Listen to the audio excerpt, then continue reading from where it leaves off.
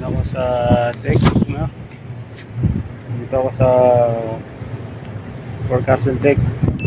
And nakikita nyo sa likod yan yung bridge namin, accommodation. So pumunta ako sa forward dito para umikot din. Tingnan natin yung mga puwerta natin. At mamaya dadaanan natin yung pa natin na maintenance sila. So dito, tinignan ko dito yung angkla natin, no? So bali yung ginamit namin na anchor dito ay starboard anchor. Starboard anchor yung ginamit. So, makikita nyo, ito yung anchor windlass namin, no? Anchor windlass namin, ito yung kadena niya, anchor chain. Mayroon siyang nakalagay na stopper. Tsaka ito yung hose pipe. Yan yung chain papunta dun sa baba. So titingnan natin dito. Tingnan natin kung anong leading at saka yung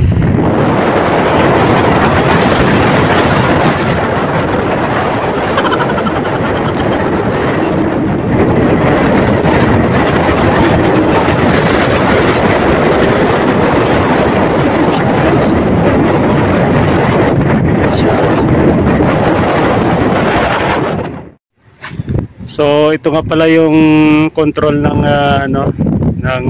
anchor windlass. Tapos ito na rin yung control ng mooring winch. So isa lang to. So ang ginagawa nila, ini-engage lang to.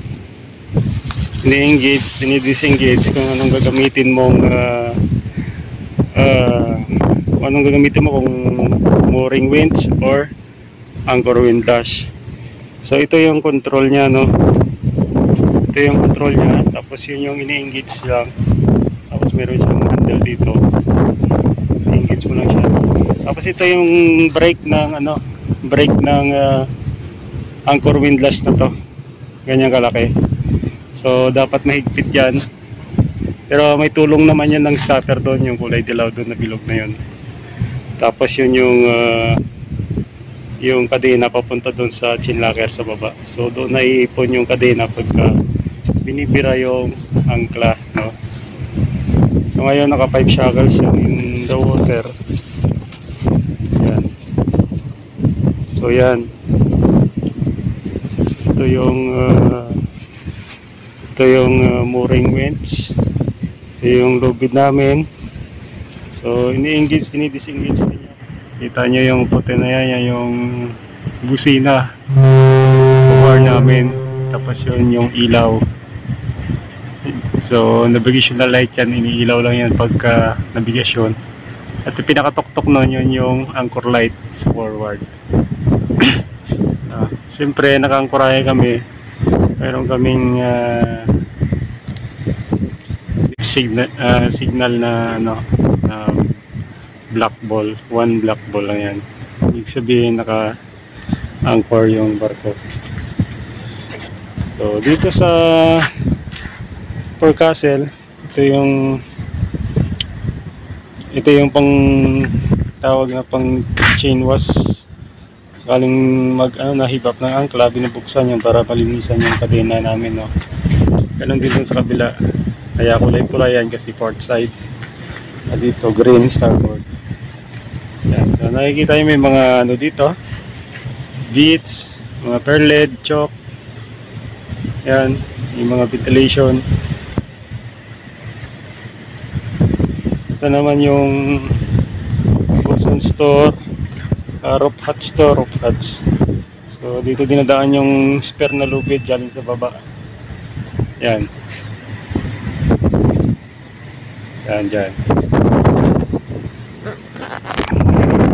Yan. So ito yung port side na anchor windlass namin, no?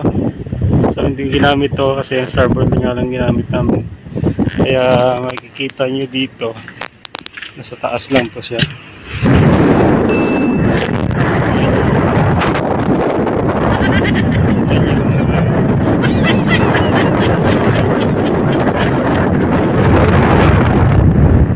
So yan. Yan, upper legs.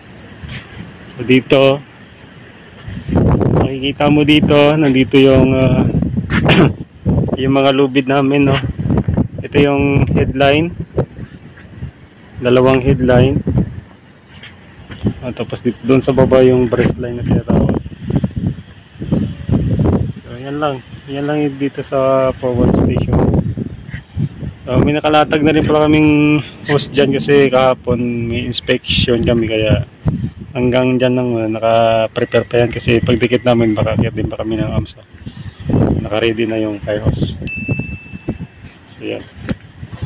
Ito pala, ilalashing yan pagka nabigasyon. So ito yung lashing yan.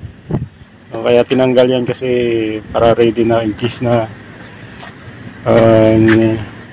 ka-trouble yung starboard, mayroong port side na gamitin, port side anchor.